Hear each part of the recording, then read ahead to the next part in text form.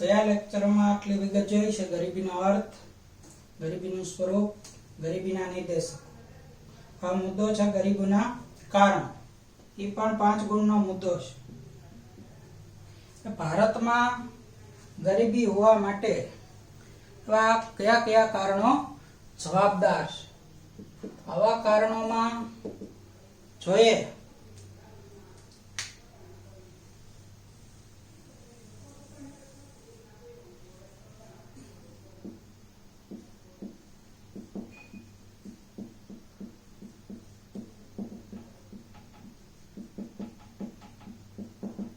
ઐતિહાસિક કારણો. ઐતિહાસિક કારણોમાં જોઈએ તો 17મી સદી સુધી ભારત દેશ એક વિકસિત અને ઔદ્યોગિક દેશની છાપ ધરાવતો દેશ હતો. એ સમયમાં ભારતમાં અનેક ઔદ્યોગિક વસ્તુઓની નિકાસ કરતો હતો. ખેતી ક્ષેત્ર સમૃદ્ધ હતું અને સેવા ક્ષેત્ર પણ વિકાસ પામેલ હતી. એટલે 17મી સદી સુધી ભારત એક ધનિક, વિકસિત અને ઔદ્યોગિક દેશની છાપ ધરાવતો હતો. હવે આ જે ધનિક ઔદ્યોગિક દેશ હતો એ દેશ પર અંગ્રેજ શાસન દરમિયાન જે અંગ્રેજોએ ભારત સાથે કૂટનીતિ અપનાવી ભારતનું જે આર્થિક શોષણ કર્યું એ દેશની ગરીબી માટે જવાબદાર ગણી શકો. ભારતમાં કૃષિ ક્ષેત્રે જમીનદારી પ્રથા દાખલ કરી, મહેસૂલ ઉઘરાવાની પ્રથા દાખલ કરી. આ સિવાય અમુક પ્રકારના કર નાખ્યા અને અમુક પ્રકારનો જ ખેતીમાં વાવેતર કરવું કે જે બ્રિટનના કારખાનાઓને જરૂરી હોય કાચા માલ તરીકે, અને એ પણ ઈસ્ટ ઇન્ડિયા કંપની દ્વારા નીચા ભાવે ખરીદી કરવામાં આવતી. એટલે કૃષિ ક્ષેત્ર છે એ ભારતનું પાયમાલ થઈ ગયું. કૃષિ ક્ષેત્ર ભારતનું પાયમાલ થયું અને એના કારણે ગરીબીમાં વધારો થયો. એ જ રીતે જેમ કૃષિ ક્ષેત્રને પાયમાલ કર્યું એ જ રીતે ભારતના જે હસ્તકલાના કારીગરો હતા એ કારીગરોનું પણ શોષણ કરવામાં આવ્યું. જેમ કે તમે સમાજશાસ્ત્રમાં ભણેલા હો કે દેશના કારીગરો પાસેથી ઈસ્ટ ઇન્ડિયા કંપની નીચા ભાવે વસ્તુઓ ખરીદી લેતી. હવે આ વસ્તુઓ પાછી ઊંચી કિંમતે વેચવામાં આવતી. બ્રિટનની ઔદ્યોગિક વસ્તુ દુનિયામાં વેચાય માટે બ્રિટનની ઔદ્યોગિક વસ્તુ ઉપર નીચો કરવેરો હોય, જ્યારે ભારતના સુતરાઉ કાપડ ઉપર ઊંચો કરવેરો નાખવામાં આવ્યો. આ સિવાય મીઠા પર કરવેરો નાખવામાં આવ્યો તો કે ભારતમાં મીઠું સરળતાથી પ્રાપ્ય હતું, છતાં ઇંગ્લેન્ડથી કારખાનાનું મીઠું વેચાય માટે ભારતમાં પાકતા મીઠા પર કરવેરા નાખવામાં આવ્યા હતા. અને એવી ઔદ્યોગિક નીતિ મોટે ભાગે અપનાવી કે જેના કારણે ભારતના ઉદ્યોગોને નુકસાન જાય અને બ્રિટનના ઉદ્યોગોને છે એ વધારે લાભ મળે. આવા ઐતિહાસિક કારણના કારણે પણ ભારતમાં ગરીબી વધી છે. અંગ્રેજ શાસન દરમિયાન મોટે ભાગે ભારતનું કૃષિ ક્ષેત્ર અને ઔદ્યોગિક ક્ષેત્ર પાયમાલ થયું હતું. અને એટલે જ આઝાદી સમયની ગાળો એવો છે કે જ્યારે ભારતને અનાજની આયાત કરવી પડતી હતી. આમ અંગ્રેજોના ટૂંકમાં શોષણના કારણે ભારત આજે ગરીબ જોવા મળે છે. એક સમય ટૂંકમાં 17મી સદી સુધી જે દેશ ઔદ્યોગિક અને ધનિક દેશ ગણાતો એ જ દેશ આજે ગરીબી સ્થિતિમાં જીવે છે. તો એ માટે અંગ્રેજોનું શોષણ છે એ જવાબદાર છે. બીજું કારણ છે ગ્રામીણ ગરીબીના કારણો.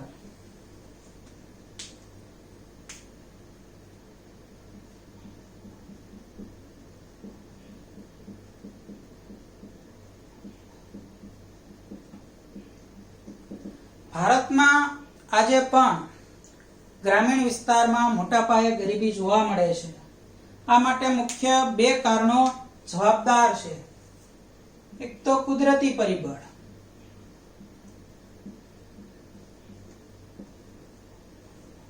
ભારતમાં ગામડાઓમાં મોટા ભાગનો વર્ગ ખેતી ઉપર જીવન જીવે છે, એટલે કે રોજગારીના સ્ત્રોત માટે ખેતી મુખ્ય છે. તો ભારતની ખેતી મોટે ભાગે કુદરત પર આધારિત છે. અને કુદરતી પરિબળો પ્રતિકૂળ હોવાથી કૃષિ ક્ષેત્રે યોગ્ય ઉત્પાદન થતું નથી અને જેના કારણે ગ્રામીણ વિસ્તારોમાં ગરીબી વધે છે. જેમ કે વારંવાર દુષ્કાળો પડે છે, અતિવૃષ્ટિ થાય છે, અનિશ્ચિત વરસાદ હોય છે. આવા કારણોને લીધે ખેત ઉત્પાદન નીચું રહેશે અને પરિણામે ગ્રામીણ વિસ્તારમાં છે એ ગરીબી વધતી જોવા મળે છે. બીજું ગ્રામીણ વિસ્તારની ગરીબી માટેનું કારણ છે વસ્તી વિષયક પરિબળ.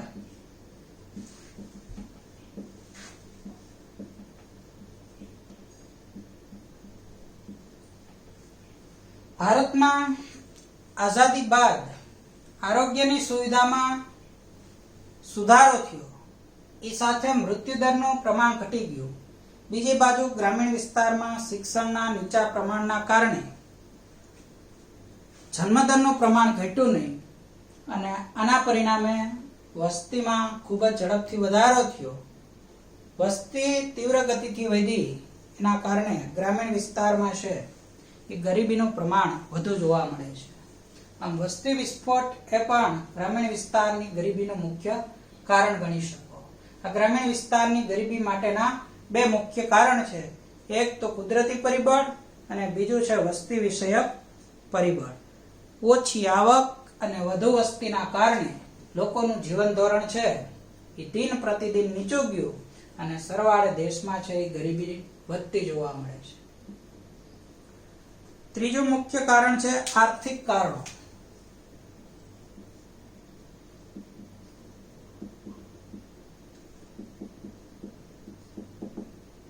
આર્થિક કારણમાં પેટા મુદ્દો છે શ્રમિક દીઠ નીચી ઉત્પાદકતા.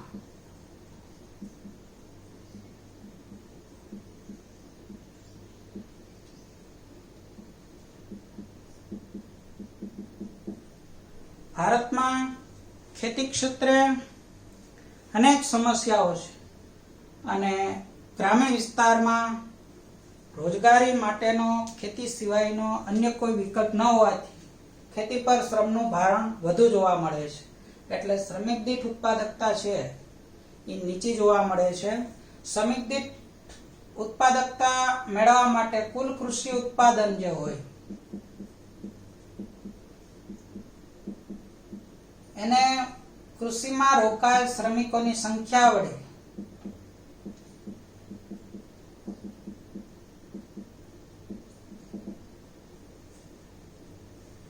ભાગતા મળે છે. હવે કૃષિની અંદર એક તો આધુનિક ટેકનોલોજીનો અભાવ, જૂની પુરાણી ટેકનોલોજી, સિંચાઈની સુવિધાનો અભાવ, એના કારણે કૃષિ ઉત્પાદન નીચું રહે છે. બીજી બાજુ ગામડામાં રોજગારીનો બીજો સ્ત્રોત ન હોવાથી કૃષિમાં રોકાયેલ શ્રમિકોની સંખ્યા વધુ જોવા મળે છે અને એના કારણે શ્રમિક દીઠ ઉત્પાદકતા છે એ નીચે આવે છે અને જેના પરિણામે ગ્રામીણ વિસ્તારોમાં ગરીબીનું પ્રમાણ વધુ જોવા મળે છે. પછી બીજું કારણ છે જમીન અને સંપત્તિની અસમાન વહેંચણી.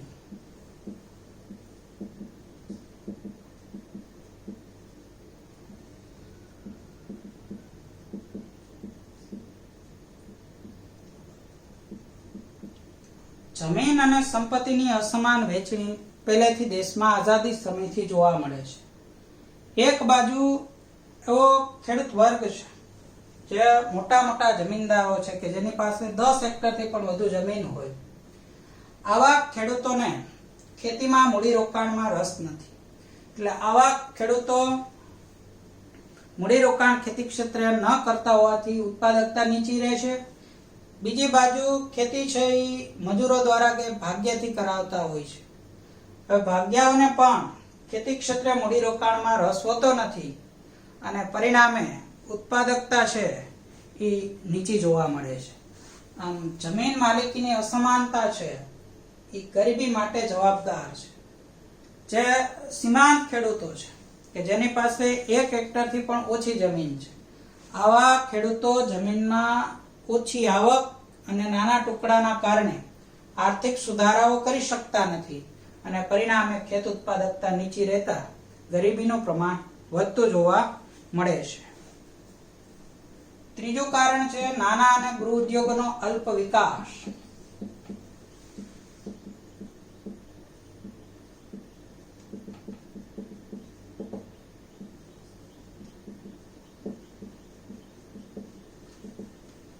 દેશમાં રોજગારી અને ગરીબી ઘટાડવાની દ્રષ્ટિએ નાના અને ગૃહ ઉદ્યોગો સૌથી મહત્વની ભૂમિકા ભજવે છે. જેમ ઐતિહાસિક કારણમાં જોયું કે 17મી સદી સુધી ભારતમાં હસ્તકલાના નાના ગૃહ ઉદ્યોગોનો ખૂબ જ વિકાસ હતો અને એના કારણે એ સમયે ગરીબીનું પ્રમાણ ઓછું હતું. હવે સ્વતંત્રતા બાદ બીજી પંચવર્ષીય યોજનાથી ભારતે પાયાના મૂડી પ્રચુર ઉદ્યોગોને મોટે ભાગે પ્રોત્સાહન આપ્યું છે. બીજી બાજુ દેશના વિકાસમાં ગરીબી અને બેરોજગારી ઘટાડવાની દ્રષ્ટિએ મહત્વના એવા નાના અને ગૃહ ઉદ્યોગોનો વિકાસ માટે ખાસ પગલાં ભરેલ નથી. ગ્રામીણ વિસ્તારમાં ડેરી ઉદ્યોગ, પશુપાલન કે આવી પ્રવૃત્તિઓનો પણ ખાસ વિકાસ નથી થયો અને સરવાળે ગરીબીનું પ્રમાણ છે એ વધ્યું છે. જો ગ્રામીણ વિસ્તારોમાં નાના અને ગૃહ ઉદ્યોગોનું પ્રમાણ વધે તો ખેતી પર જે શ્રમનું ભારણ વધુ છે, આવા શ્રમિકો છે આવા નાના અને ગૃહ ઉદ્યોગોમાં જોડાય તો શ્રમિક દીઠ ઉત્પાદકતા વધે અને નાના અને ગૃહ ઉદ્યોગોનો વિકાસ થાય તો ત્યાં રોજગારી મળતા આવકનું પ્રમાણ વધુ હોય ખેતીની તુલનાએ, તો જેથી દેશમાં ગરીબી ઘટી શકે. પણ આવું જોવા નથી મળ્યું. દેશમાં નાના અને ગૃહ ઉદ્યોગોનો વિકાસ જોઈએ પ્રમાણમાં થયો નથી અને એના વિકાસ માટે સરકારે કોઈ ખાસ અસરકારક પગલાઓ લીધેલા નથી. પરિણામે દેશમાં ગરીબીનું પ્રમાણ છે એ વધતું જતું જોવા મળે છે. ચોથું કારણ છે ઝડપથી વધતા ભાવ.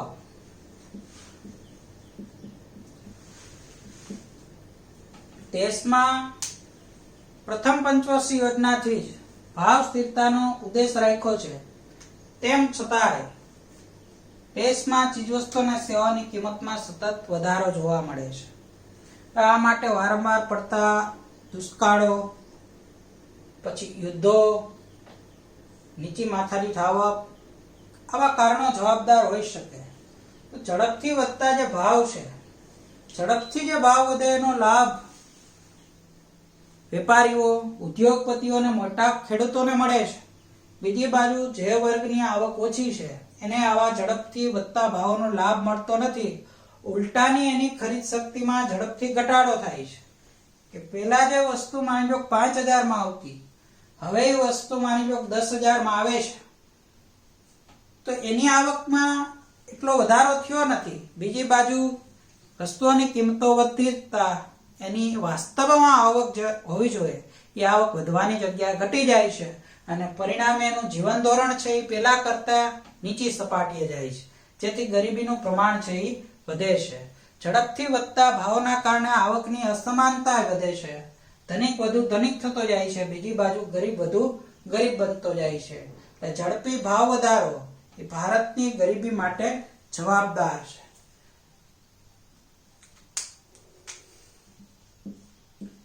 પાંચમું કારણ છે બેરોજગારીનું ઊંચું પ્રમાણ.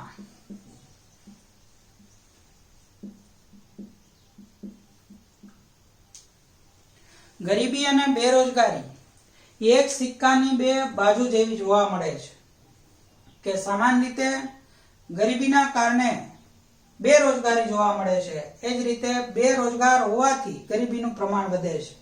ભારતમાં આયોજન બાદ રોજગારલક્ષી ખાસ કોઈ કાર્યક્રમો અમલમાં મૂકવામાં આવ્યા નથી અને એને પરિણામે ગરીબીનું પ્રમાણ ઊંચું જોવા મળે છે. 2011માં દેશમાં ગરીબીનું પ્રમાણ, બેરોજગારીનું પ્રમાણ જે 9% હતું, આ બેરોજગાર વ્યક્તિ છે એ કુટુંબનું ભરણ પોષણ ના કરી શકે એટલા માટે એ બેરોજગાર રહે છે. આમ બેરોજગારીનું ઊંચું પ્રમાણ પણ ગરીબી માટે જવાબદાર છે.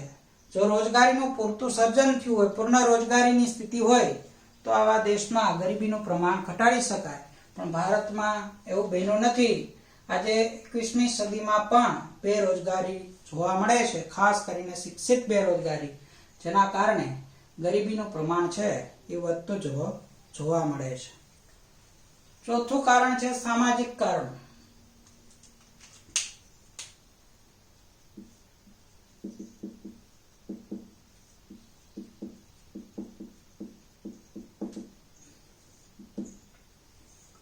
સામાજિક કારણોમાં એક તો શિક્ષણનું નીચું સ્તર,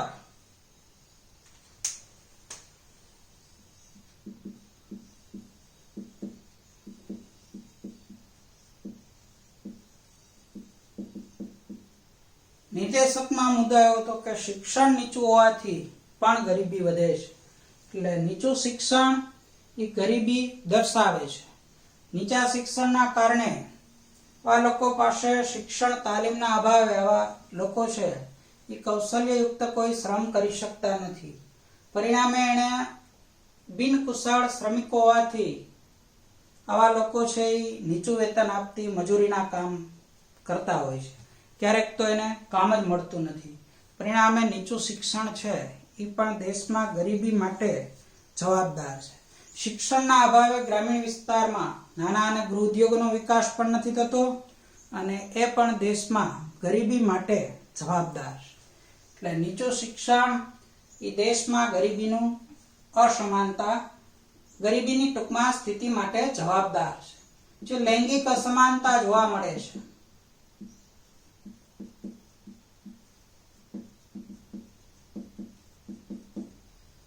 લૈંગિક અસમાનતા એટલે સ્ત્રી પુરુષ વચ્ચેનો કામનો જે ભેદભાવ છે.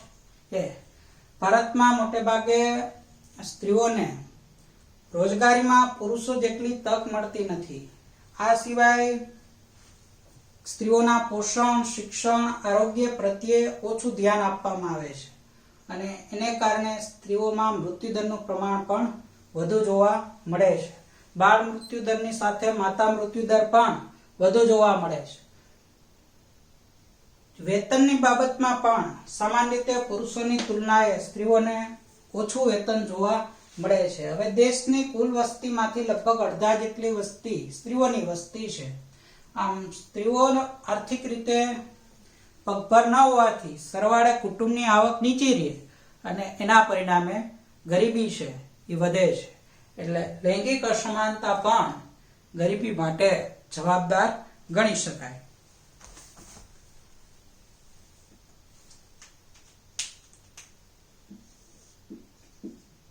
પાંચમું છે અન્ય કારણ.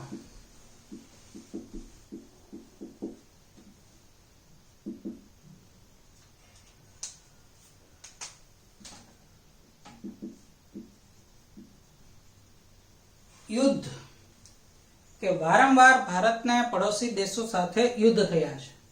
હવે આ યુદ્ધોના કારણે જે ઉત્પાદકીય હેતુ માટેનું મૂડીરોકાણ હોય કૃષિ ઉદ્યોગ ક્ષેત્રે, એ ઉત્પાદકીય હેતુસરનું મૂડીરોકાણ છે એ યુદ્ધ જેવી બિન ઉત્પાદકીય પ્રવૃત્તિમાં વપરાઈ જાય છે. અને યુદ્ધોની સાથે એવું પણ જોવા મળે છે કે યુદ્ધના કારણે વિકાસલક્ષી કાર્યોમાં મૂડીરોકાણ ઘટે છે. પરિણામે બેરોજગારી, ગરીબી વધે છે. લોકો છે એ યુદ્ધની સ્થિતિમાં અનાજ કે ટૂંકમાં જીવન જરૂરી વસ્તુઓનો સંગ્રહ કરે છે અને આ સંગ્રહખોરીના કારણે ચીજ વસ્તુના ભાવોમાં પણ વધારો થાય છે અને પરિણામે ગરીબી વધે છે. આમ યુદ્ધના કારણે ટૂંકમાં દેશમાં વિકાસલક્ષી મૂડીરોકાણ ઘટે છે અને વિકાસલક્ષી જે મૂડીરોકાણ નાણાં યુદ્ધ જેવી બિન ઉત્પાદકીય પ્રવૃત્તિમાં વપરાતા દેશમાં ગરીબી વધતી જતી જોવા મળે છે. હવે વારંવાર સર્જાતા યુદ્ધો અને આતંકવાદ જેવી પ્રવૃત્તિના કારણે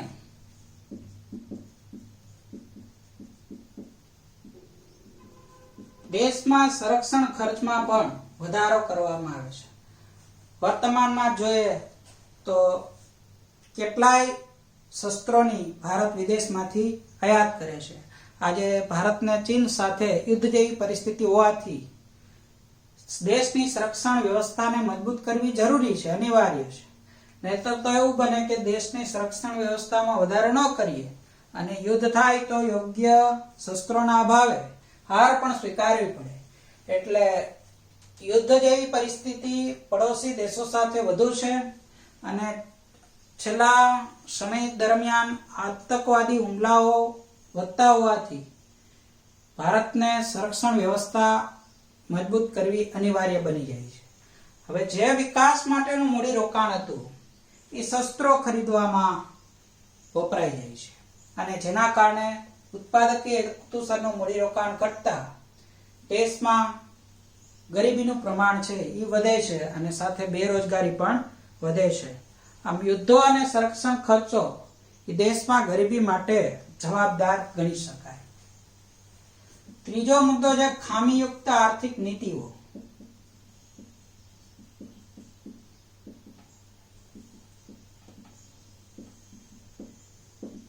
દેશમાં આઝાદી પછી બીજી પંચવર્ષીય યોજનાથી પાયાના મૂડી પ્રચુર ઉદ્યોગોને વિશેષ પ્રોત્સાહન આપ્યું. હવે ઉદ્યોગિક વિકાસ તો થયો, પણ એના કારણે જે રોજગારીનું સર્જન થવું એ રોજગારીનું સર્જન ના થઈ શક્યું અને એના કારણે બેરોજગારી અને ગરીબી વધી. બીજી બાજુ રોજગારી ઘટાડવા અને ગરીબી ઘટાડવામાં મહત્વના જે નાના અને ગૃહ ઉદ્યોગો છે, કૃષિ છે, એના વિકાસ માટે પગલાં લીધા નથી. કૃષિના વિકાસ માટે અને નાના અને ગૃહ ઉદ્યોગના વિકાસ માટે અસરકારક પગલાં ન લેવાથી પણ બેરોજગારી અને ગરીબીમાં વધારો થયો છે. પાંચમી પંચવર્ષીય યોજનામાં આપણે ગરીબી ઘટાડવાનો અલગ ઉદ્દેશ રાખી વિવિધ કાર્યક્રમો સરકાર દ્વારા અમલમાં મૂકવામાં આવ્યા, પણ વારંવાર બદલાતી સરકારોના કારણે આવા જે કાર્યક્રમો છે એ કાર્યક્રમોમાં સાતત્ય જળવાતું નથી અને સાતત્ય જળવાતું ન હોવાથી અને યોગ્ય સંકલનના અભાવે પણ ગરીબી ઘટાડવાની યોજનાઓ પૂર્ણ રીતે સફળ નથી થઈ અને એના કારણે ભારતમાં આજે 21 થી 22% જેવી ગરીબી જોવા મળે છે. આ ગરીબી માટે વિવિધ જવાબદાર કારણો ગણી શકાય. અલગ મુદ્દો 3 ગુણ કે 5 ગુણમાં પૂછાઈ શકે કે માત્ર આર્થિક કારણો સમજાવો, તો પેટા મુદ્દા આર્થિક કારણોના